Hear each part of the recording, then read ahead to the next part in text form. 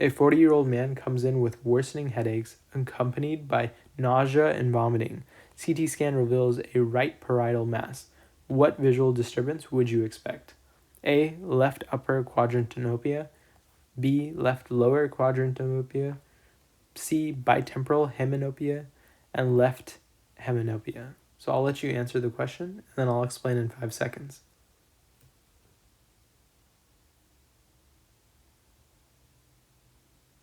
So the answer is going to be B, left lower quadrantopia.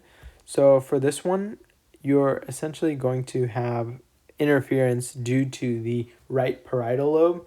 So you're going to have the optical or the visual cortex, and the contralateral lower visual field correlates to this visual cortex above the calcium fissure, and that's connected to the left geniculate nucleus by the dorsal optic radiation.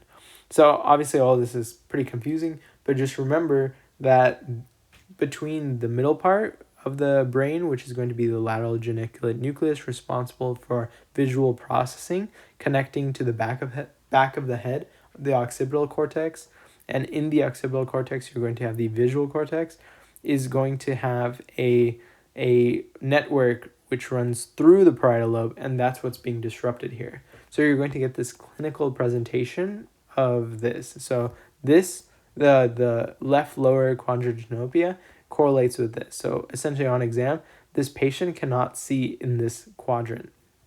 Now left upper quadrantopia is going to be below the calcium fissure.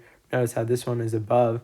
And the Myers loop is actually what links the left geniculate nucleus to the visual cortex. So it's actually going to be a little bit different from the one up here.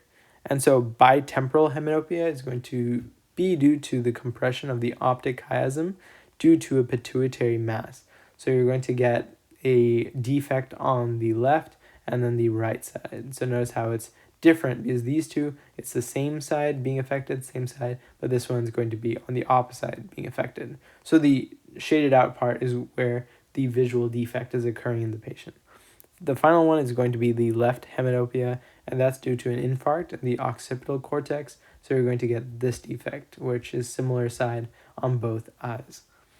So for this one, it's going to you're just going to have to know the different pathways in the brain, especially for the visual defects, and know that a right parietal mass would lead to B. So I hope that helped, and thanks for watching.